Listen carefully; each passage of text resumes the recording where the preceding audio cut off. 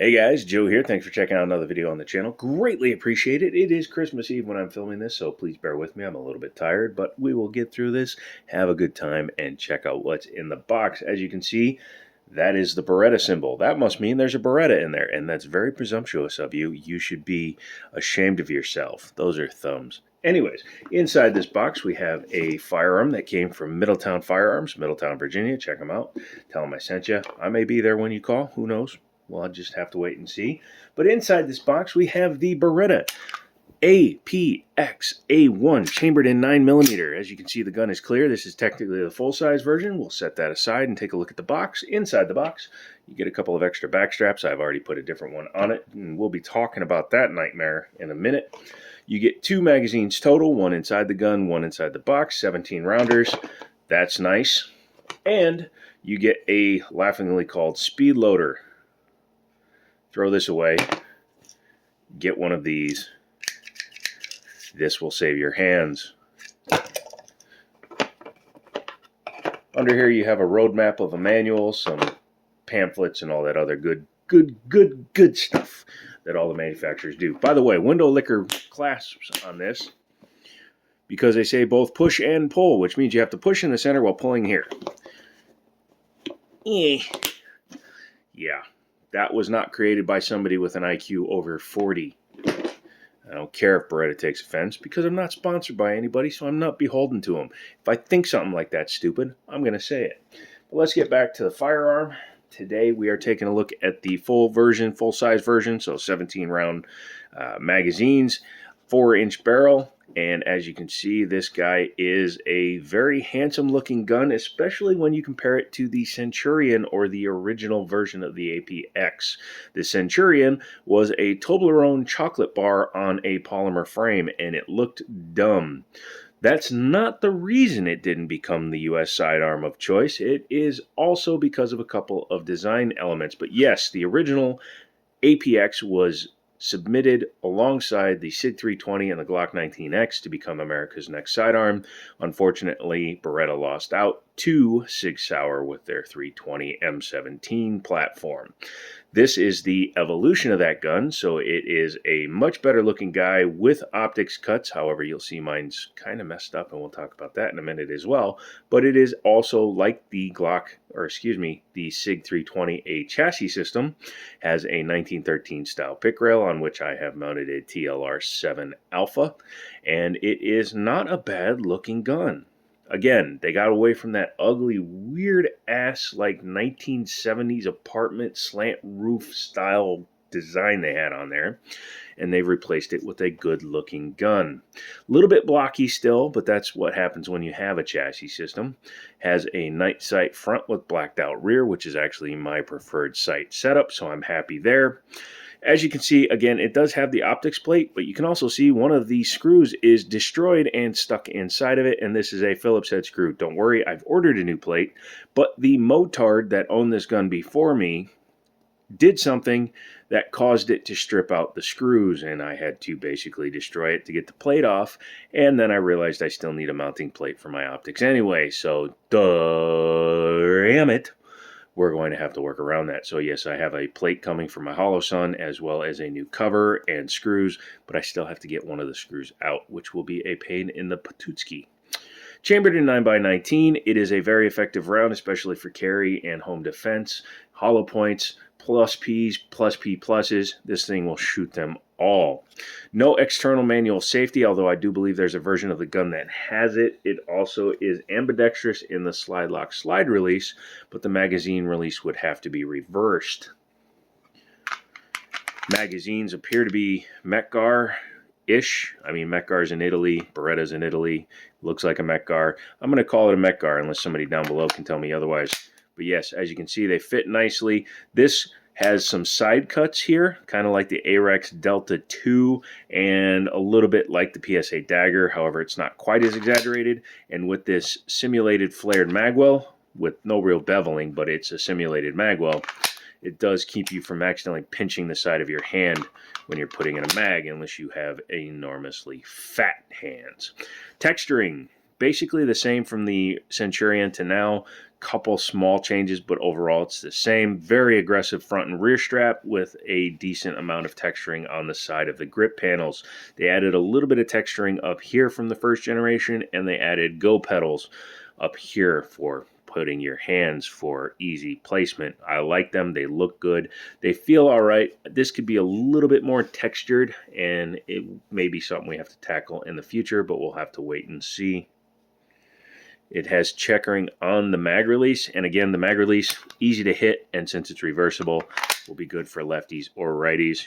And of course, you could always offhand it if my nerves weren't all screwed up. Sorry about that. As you can see in that window, there is your serial number, because again, it is a chassis system. Very nice looking gun overall. One thing that I've seen in other reviews, and I'm seeing it here in this gun too, if you just loosely rack the gun, it doesn't like to lock back. However, if you force it back like you would if you were firing the gun, it locks the slide back. Slide release is easy to hold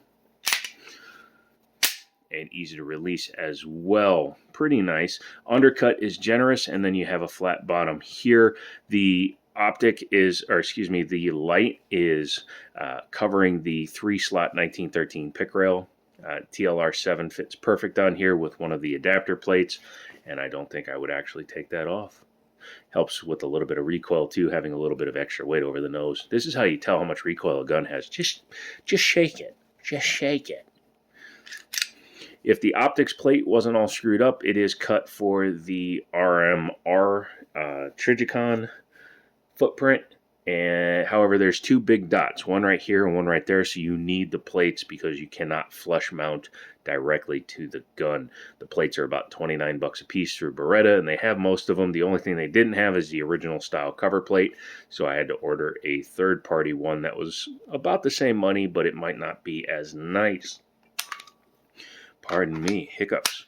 Trigger. It is a enormously wide flat trigger with a trigger safety a la Glock. Cannot pull it unless you have the trigger blade safety depressed. And that brings me to one issue I have with the gun, and that is if your finger is bigger like mine, 6'4", and you pull it all the way back, it pinches at the bottom of the trigger. So unless you're holding up with the pad, you can get your trigger finger caught and it will jam inside the little cutout that's in there. And it's really annoying because you either have to wear gloves or you have to force yourself to not put your finger in there, because eventually that will cut your finger by doing that. So I may take some sandpaper and round that out a little bit just to smooth it out, because I don't always like to run just my pad. Sometimes I like to put my whole finger in there, and it shouldn't be pinching and cutting your finger. That is stupid. One of the reasons it might have lost the contract. The second reason is your back straps. This is insane how it's done. You see that bar right there? You think, oh, you just put something in there and you wiggle it around and you can take it apart. Nope. You actually have to move a bar over in order to take the back strap off. Now, granted, once you've decided on what back strap you're going to put on it, it's probably going to be on there for the life of the gun unless you and multiple people are using it. However, the only way to get it off is to take the entire slide off, which we will do in a second. Let's talk about the trigger feel. Trigger has a bit of take up. You can hear it's a little plasticky, but when you come back to the wall, it just kind of breaks. Not bad. Reset is right back to where the brake is, and it stops. It's audible, not really tactile, but very audible, and you're ready to go. No false resets. Probably 5.5 pound trigger, not too terrible. And like I said, the reset is right at the wall. It's pretty good. In order to take the top off, you do need to first clear your firearm. Nothing in it, nothing in it. Okay, great. You need to pull your trigger. And then they say you're supposed to push out on this side of your pin and then push down on your takedown lever. Either I'm not strong enough or they are talking schmackadoodles. So I'm going to use a part of my knife to pull out and push down at the same time. Again, if you're stronger than me, great. Wish you more power to it. But as you can see, I need to use a little bit of a helper's aid in order to do that. Once you've done that, you can take the top off. It does have a captive guide rod, so that's nice.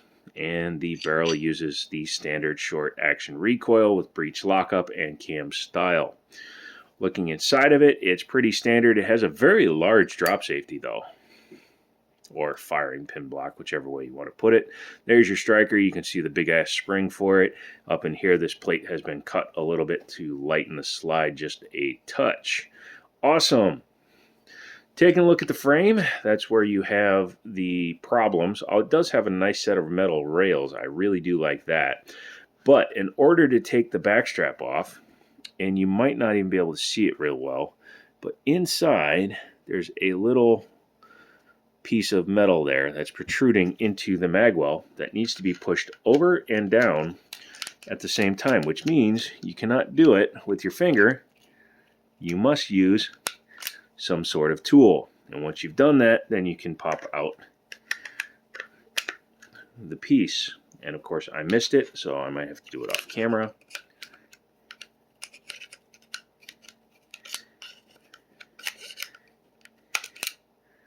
Absolutely stupid that you have to go through this just to change your backstrap. Smith & Wesson does it a lot better. You can see the shape of that pin right there. Once you've done that, you can just take your backstrap off and you can change it with whatever you want. Literally, they could have done it with the exact same mechanism as a Smith & Wesson. I like this one because it does give you a little bit longer length of pull between the palm of your hand and the trigger, so that's the one that I'm leaving on it. Once you got it back into place, you need to orient this like this, jam it up into the hole, find the right spot, and then push it in. This should not require a tool. It's supposed to be a military style firearm. You should not have to have tools to change your backstrap in the field. Granted, you wouldn't be carrying the box with you, but you know what I mean. The chassis system comes out very easily, very simply. You do have a roll pin back here, and then you have to take out the takedown lever. I'm going to leave it in, obviously, since we're not going to be taking the chassis system out today. Spin that around just like a SIG until you can get it back into the 90-degree position. Taking your barrel, putting it back in the slide. It sounds like I'm being negative with the gun. I bought the damn thing, so obviously I wanted to. But I just think there's a couple of things they did that don't make a lot of sense because it overcomplicates the firearm, which probably cost them the contract. And it didn't make any sense because there was no reason to do it. Glock 19 has their backstraps. The SIG 320 doesn't have backstraps. Just saying, why overcomplicate something when you don't have to? But once you've done that, take your slide, put it back on your gun. When you run it, it will automatically re-engage your takedown lever, and you are good to go.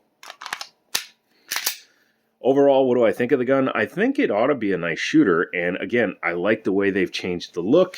It looks a lot better, and I think that will help it sell better numbers. I'll be taking this one to the range once it gets back over balls freezing cold, and we'll see how it shoots. Obviously, once I get the new optic plate, I'll put that on there as well. Maybe run an optic with it. I got the new optic plate for my 320 Legion, so I'll be putting an optic on that too, and we'll be taking that one out to the range. So look forward to some range videos. I definitely have one coming on the Ruger P95 next week, and you'll be seeing this one as well. So there you go. That is the Beretta APX A1 in 9mm. I think it's a good gun. I think it should shoot good. We'll have to take out and definitely check. And haha, you can't say, oh, it's got no light. Shh. We're good. We're good. We're good, fish. We're good.